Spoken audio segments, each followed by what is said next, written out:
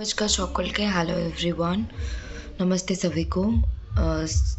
Hope कि आप सभी लोग अच्छे होंगे।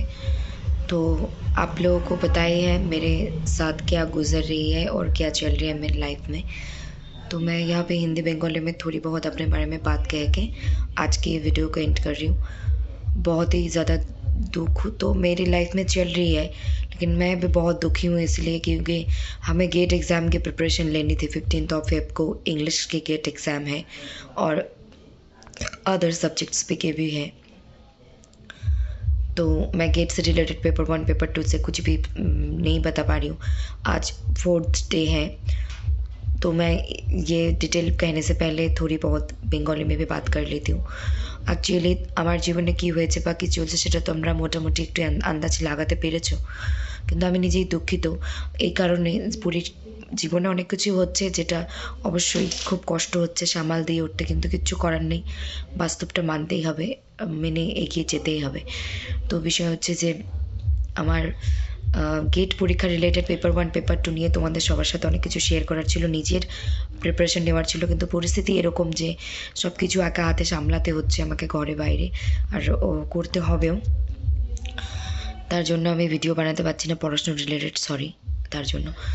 तो आप लोगों को बताया कि मेरी एल्डर ब्रदर जिनके एज लगभग 35 मतलब 34 कंप्लीट होकर इस सितंबर आते 35 हो जाते, तो अराउंड 35 इयर्स के। तो मेरे एल्डर ब्रदर की एकदम स्वस्थ थे, मतलब उसके बारे में कभी बात करूँगी इन डिटेल, मेरे बड़े ब्रदर की कहानी कैसे थे, कहाँ क्यों ऐसे।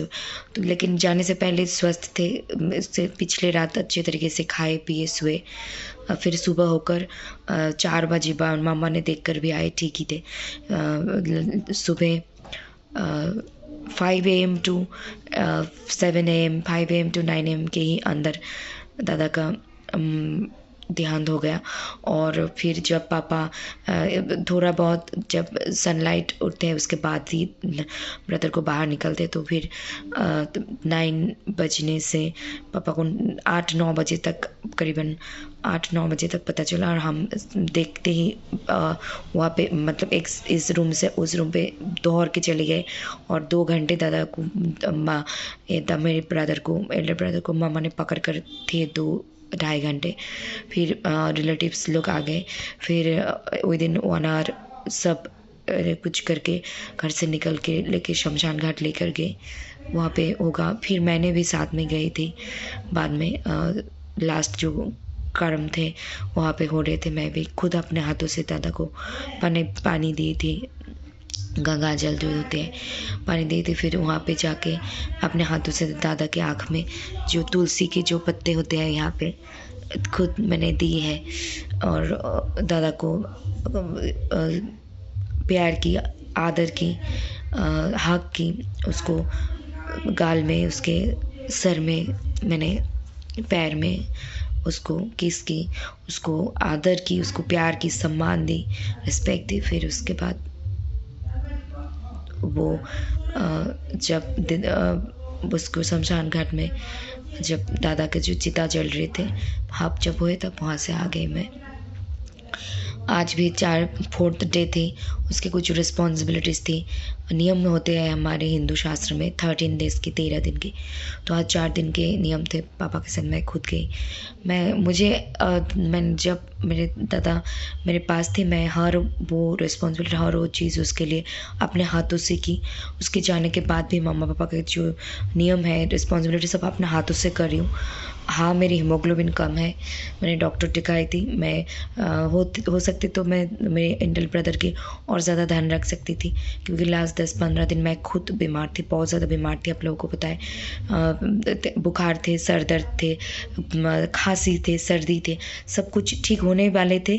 उस टाइम में मेरे दाँत की दर्द हो गई, दाँत यहाँ पे, तो दाँत में ऐसी दर्द हुई कि एक दाँत है, वो डॉक्टर ने कहा कि ये एक बहुत ही नॉटी, जो हम कहते हैं नॉटी, खच्चर बच्चा जो होता है, दुष्ट, बहुत दुष्ट, वो इस तरीके की ये दाँत है। अगर मैं इसको रखूँगी तो ये टाइम पे मुझे दर्द देते रहेंगे, तो इसको उठा के फेंकना ही अच्छा है, ये इस जगह पे इधर इस तरीके से नहीं आकर दांत इस तरीके से आ गए। तो फिर मैंने ठीक की, मैंने मेडिसिन भी स्टार्ट करनी थी। दांत उठाने डॉक्टर ने कहा आपकी हीमोग्लोबिन कम है, आपकी अभी अभी बुखार से आप उठे हो तो आप बहुत दुर्बल हो, आप बहुत वीक हो, आपको मेडिसिन खा के थोड़ा स्ट्रांग होना पड़ेगा खाना खा के, फिर बाद में हम दांत को उठाएंगे। इसीलिए 5 डेज़ मुझे टाइम दी। जिस डे से मैं स्टार्ट करूँगी अपने दांत के लिए ट्रीटमेंट, उसी दिन मेरी एल्डर ब्रदर की देहांत हो गया। फिर उसको लेकर आज 4th डे हो गया। मैं मेडिसिन स्टार्ट की है, लेकिन घर पे भी बाहर पे भी काम कर रही हूँ, सब कुछ अपना हाथों से कर रही हूँ।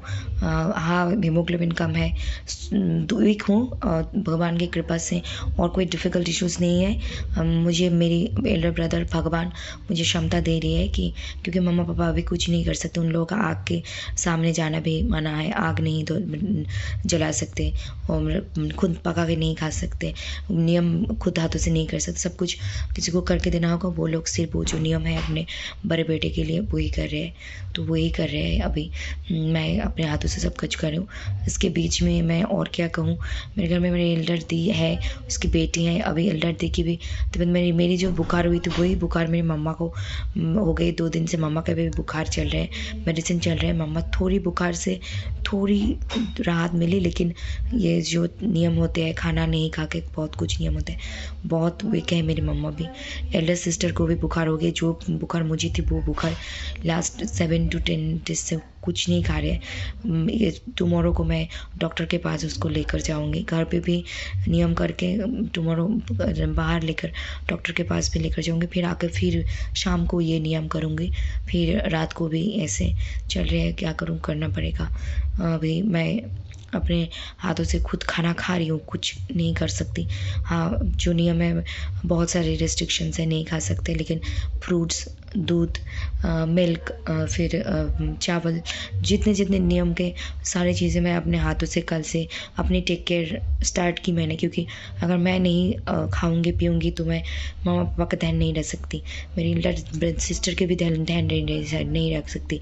हाँ, रिलेटिव्स आ रहे हैं, लोग आ रहे हैं, वो लोग नियम के लिए आ रहे हैं, रिस्पॉन्सिबिलिटीज उन लोग भी कर रहे हैं, लेकिन फिर भी आप लोगों को पता है घर पे जो काम होता है सुबह से लेकर रात तक बहुत कुछ काम होता है, उसको संभालने के लिए मुझे अभी स्ट्रांग रहना बहुत ज़रूरी है, दिल से भी, दिमाग से भी, और तबीयत फिज़िकली भी मुझे स्ट्रांग रहनी है।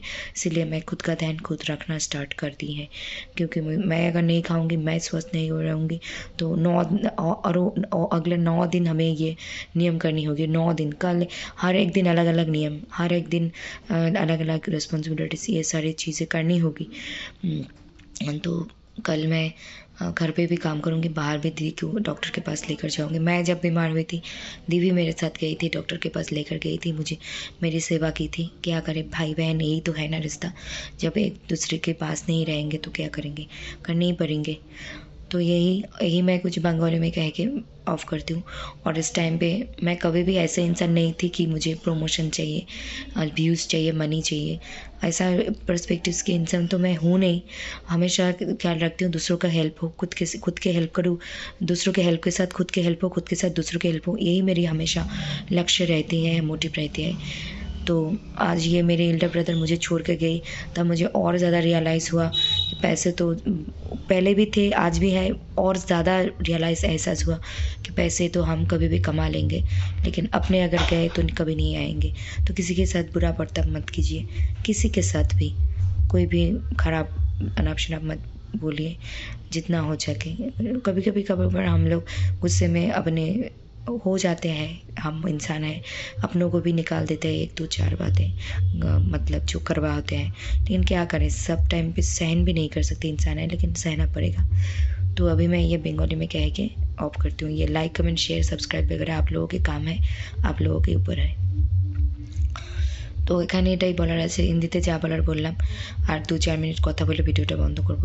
আমার উপর দিয়ে কী যাচ্ছে, আমার পরিবারের উপর দিয়ে, সেটা তোমরা বুঝতেই পেরেছো। আমার দাদা কী ছিল, কীরকম ছিল না ছিল, একদিন ডিটেলসে কখনো আলোচনা হবে। আজকে আর সেগুলো নিয়ে বলছি না, অনেকটা সময় লেগে যাবে। আমি শিলিগুড়িতে ইউজিসি নেট এক্সাম পরীক্ষা দিয়ে এসে এখন ধুলোবালির জন্য, ওখানকার জ্বরের জন্য, কিসের জন্য, ঠান্ডার জন্য জ্বর হয়ে গেল। জ্বর, সর্দি, মাথা ব্যথা, প্রচণ্ড মাথা তুলতে পারি। 5-7 দিন সময় লেগেছে সুস্থ হতে। সদ্য সুস্থ হয়ে উঠবো, দাঁতের ব্যথা শুরু হলো। এমন একটা দাঁত উঠেছে, ডাক্তার বললো এটা একটা খচ্চর দাঁত, এই দাঁত না তুললে সময় সময় তোমাকে জ্বালাবে, তো তুলে ফেলাই ভালো। ডাক্তার বললো তোমার হিমোগ্লোবিনের অবস্থা এরকম কেন?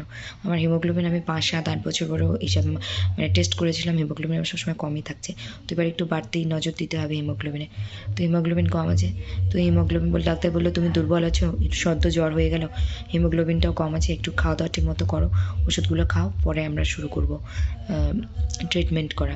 তবু আমি এখন আয়রন ট্যাবলেট খাচ্ছি না, কারণ আমার এই মুহূর্তে আয়রন ট্যাবলেট খাওয়ার ইচ্ছে নেই। এমনিতে খাওয়ার রুচির জন্য আর আয়রন ট্যাবলেট দিয়েছে, আমি খাচ্ছি না, খাবো আমি, কিন্তু নর্মালি দাঁতের জন্য খাচ্ছি। জ্বরের ওষুধ কমপ্লিট হয়ে গেছে 4-5 দিন আগেই।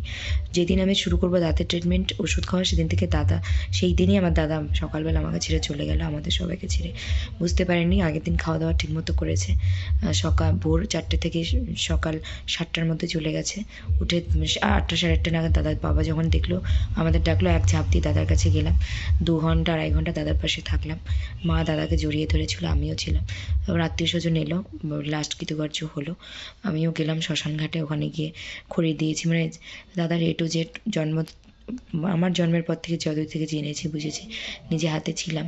এখনও ওর যাওয়ার দিন থেকে আজ পর্যন্ত 4 দিন চতুর্থীর কাজকর্ম ক্রিয়াকলাপ হলো, সব নিজে হাতে করলাম বাবা মার সাথে থেকে। আরও কালকেও নিয়ম আছে, 9 দিন নিয়ম করতে হবে, সবটা আমি নিজে হাতে করতে চাই, করবো। আর হিমোগ্লোবিন কম থাক যাই থাক, মনের জোরে চলছি এই মুহূর্তে। আমাকে শরীরের জোর, মনের জোর, মানসিক জোর, সব জোর রাখতে হবে, কারণ বাবা মা কিচ্ছু করতে পারবে না এই মুহূর্তে, আগুনের কাছে যেতে পারবে না, রান্না করতে পারবে না, কিচ্ছু করতে পারবে না, সব আমি করে দিচ্ছি। তো বাবা মা নিয়ম করছে, তারপর আবার কালকে একটা নিয়ম হবে, 10 দিনে আরও নিয়ম আছে, তারপর 13 দিনে নিয়ম আছে, প্রচুর আছে, এগুলো সব করতে হবে, কিচ্ছু করার নেই। আর তার সঙ্গে আমার দিদির মেয়েও আছে। দিদিও, আমার যে জ্বরটা হয়েছে সেটা মারও হয়েছে, দিদিরও হয়েছে। দিদি 7-10 দিন থেকে কিচ্ছু খাচ্ছে না, আগামীকাল দিদিকে নিয়ে ডক্টরের কাছে যাচ্ছি। ঘরে নিয়ম কানুন সব করে একটুখানি জল মুখে দিয়ে, জল কিছু একটা মুখে দিয়ে দিদিকে নিয়ে ডাক্তারের কাছে যাবো, ওকে নিয়ে এসে রেখে সন্ধ্যাবেলা নিয়ম কানুন করবো। রাত্রে ওই যে বাবাকে গরম জল করে দেবো, সবাইকে সব কিছু একা হাতে করছি। কাজের লোক নিয়েছি, কাপড় চোপড় কাচার, বাইরের কাজের, কিন্তু সকাল থেকে রাত অবধি বাড়িতে তো নিজেরাই থাকতে হয় না, A to Z সবটা নিজেকে করতে হয়, যতই তোমার লোক রাখুক না কেন। টাকা দিয়ে বাইরে কাকু আছে একজন, বাইরে থেকে জিনিসপত্র এনে দেওয়া, তারপরেও আজকে 2বার বাজার গিয়েছি। হিসেব মতো এই পরিস্থিতিতে আমাদের বাজারে যাওয়া যায় না, আমাদের গায়ে মানে ছুঁচু আছি, তবুও গিয়েছি বাজারে। তারপর আবার কালকে যাব, ঘরে করবো, বাইরে করবো, আবার আসবো, আবার করবো। তো আমি কালকে থেকে নিজের দায়িত্ব নিজে নিয়েছি। আমি একটু নিজে থেকে দুধ খাচ্ছি, সিদ্ধ ভাত যেটুকু করে খেতে হয়, ফল খাচ্ছি, কিচ্ছু করার নেই। আমি না খেলে, আমি না চললে আমার মা বাবাকে আর কেউ নেই। দিদিও ভীষণ অসুস্থ হয়েছে, ওকেও ডাক্তারের কাছে নিয়ে যেতে হবে। আমি অসুস্থ হয়েছি, দিদি গিয়েছিলো ডাক্তার দেখাতে, হাত পা টিপে দেওয়া, মাথায় করে দেওয়া করেছে। ভাই বোনের পাশে থাকবে না তো এই মুহূর্তে কে থাকবে, তাই না? বাইরের লোক তো করছে, আত্মীয় স্বজনরা আসছে যাচ্ছে, ওনাদের কর্তব্য করছে, তারপরেও ঘরে যে করতে হয় সেগুলো করছি। 13টা দিন পার করতে হবে, আমার পড়ানো বন্ধ হয়ে আছে, 13 দিন পার হোক, তারপর যাবো। ঘরের মধ্যে ওয়ার্ক ফ্রম হোম অনলাইন করতে পারছি না, কারণ এই কাজগুলোর জন্য এগুলোতে সময় দিতে হচ্ছে। সকাল থেকে ঘুম থেকে ওঠার পর থেকে রাত অবধি চলছে, তারপরেও যেটুকু টাইম পাচ্ছি ঘুমোনো, রাত্রে সেটুক ইচ্ছে। এখন 2 দিন কালকে থেকে খাচ্ছি, ঘুমাচ্ছি, নিজের কেয়ার নিজে করছি। দাঁতের ট্রিটমেন্টও চালু করেছি, সময় মতো গিয়ে দাঁতও তুলে নেব, কিছু করার নেই, নয়তো বাবা মাকে সামলাতে হবে এই মুহূর্তে আমাকে। ভগবান শক্তি দিচ্ছে, আমার দাদাও শক্তি দিচ্ছে। আর যেই দিনে দাদা চলে গেছে ওই দিনই একটা ওয়ার্ক ফ্রম হোম কাজের অফার এসছে, করতে পারছি না এই মুহূর্তে কারণ এই যে এইগুলোর জন্য, কিন্তু করব, কাজটা করব, নিশ্চয়ই করব। আরও কাজ আছে অনলাইনে, যেটা অবশ্যই সৎ পথে, সৎভাবে, যে অনলাইন অ্যাপ্লিকেশান আছে সেইভাবেই অবশ্যই যাই করতে হবে, বুঝে শুনে করতে হবে। এই হলো বিষয়বস্তু, আরও অনেক কিছুই বলার আছে, থাক আজকে এই পর্যন্ত। টাইটেল থাম্বনেইল দিয়ে দিচ্ছি আমার কিছু কথা। আর মনের জোর রাখতে হচ্ছে, শরীরের জোর আর মানসিক জোর সব রাখতে হবে এই মতো, এই কটাও দিন পাড়ে দিতে হবে। তারপরেও আমার খেয়াল রাখতে হবে, নিজের খেয়াল রাখতে হবে, পড়াশুনো, ক্যারিয়ার, গেট এক্সামের দিতে যেতে হবে, তার জন্য একটু বইপত্র এখনও শুরু করিনি, করতে হবে। কোন মুহূর্তে কী হয়ে যায় জানি না, এটুকুই বলবো যে আপনজনের উপর রাগ হয়, অনেক সময় অনেক কিছু আমরা করতে করতে ক্লান্ত হয়ে যাই, মুখ দিয়ে দু চারটে কঠিন সত্য কঠোর কথা এসে যায়, কিন্তু সত্য কর্তব্যটাও করছি, করতে হয়। তো যতটা পারা যায় টাকা পয়সা জীবনে, অনেক আগেও বুঝতাম, এখনও বুঝি, দাদা যাওয়ার পর আরও বুঝছি টাকা পয়সা জীবনে যাবে আসবে, ঘরে বাইরে কারোর সঙ্গে কোনো কটু কথা, কোনো খারাপ ব্যবহার করে কোনো লাভ নেই, করার দরকারও নেই। আমি একটু বাস্তববাদী মেয়ে, একটু সত্য কথা মুখের ওপর বলি, কিন্তু তবু কর্তব্যও করি, করছি, আরও করব। কিন্তু যতটা খারাপ ব্যবহার না করা যায় কারোর সাথে ততটাই ভালো। টাকা পয়সা আসবে যাবে, আপনজন গেলে আর আসবে না, সবই দরকার জীবনে, কিন্তু খারাপ ব্যবহারটা কারোর সাথে না করাটাই ভালো, করে কোনো লাভ নেই। नमस्कार, ভালো থাকুন, সুস্থ থাকুন, দেখতে থাকুন स्पिरिट ट्रेजर। नमस्ते सभी को। सभी लोग खुश रहिए, मस्त रहिए, स्वस्थ रहिए, अच्छे रहिए, अपने ख्याल रखिए, दूसरों का ख्याल रखिए। শুভরাত্রি সবাইকে, সবাই ভালো থাকো। আবার আমরা ফিরবো আমাদের ছন্দে, গেট নিয়ে, পড়াশুনো নিয়ে, কারণ চলতি কা নাম গাড়ি, জীবন যতক্ষণ আছে, যতক্ষণ শ্বাস ততক্ষণ আস, তো চলতেই থাকতে হবে। দাদা চলে গেছে আমার, কিন্তু তারপরেও আমি জানি আমাদের সাথেই আছে। ওর শেষ কৃতকার্য সমস্ত কিছু নিয়মকানুন করে যত্ন একদম সাধ্য মতো আমরা সবাই মিলে করবো, যাতে ওর আত্মা শান্তি পায় এবং ও ভালো থাকে, যেখানেই থাকে, স্বর্গবাসী হোক, খুব সুস্থ থাক, ভালো থাক। কোনো জন্মে যদি মানব জন্ম লাভ হয়, কখনো খুব ভালোভাবে যেন আসে, নিজের সব যেন বাকি অসম্পূর্ণ কাজ সম্পূর্ণ করে যেতে পারে, আর যেন স্বর্গে বাস হয়, ভালো থাকে, আত্মা শান্তি কামনা করি। দাদা তুই ভালো থাক, যেখানেই থাক। मेरे दादा को जहाँ पर भी रहे, स्वस्थ रहे, मस्त रहे, स्वर्ग में वास हो उनका, वो मस्त रहे। यही कहूँगी, अगर कभी जन्म भी मिले तो ठीक से आना और अपने सभी असंपूर्ण काम को संपूर्ण करके जाना और खुश रहना। हम बहुत अच्छे हैं दादा, तू भी बहुत अच्छा रहे, और तुम्हारा सब काम हम बहुत अच्छे तरीके से करेंगे। कोई भी त्रुटि नहीं, तो कोई भी खामती, कोई भी गैप नहीं रखेंगे दादा के जो रेस्पॉन्सिबिलिटी रिचुअल्स है उसमें कोई भी कमी नहीं रहने देंगे। কোনো খামতি আমরা রাখবো না দাদার শেষ কাজে, যা যা করার আছে করবো এবং করতেই থাকবো। নমস্কার।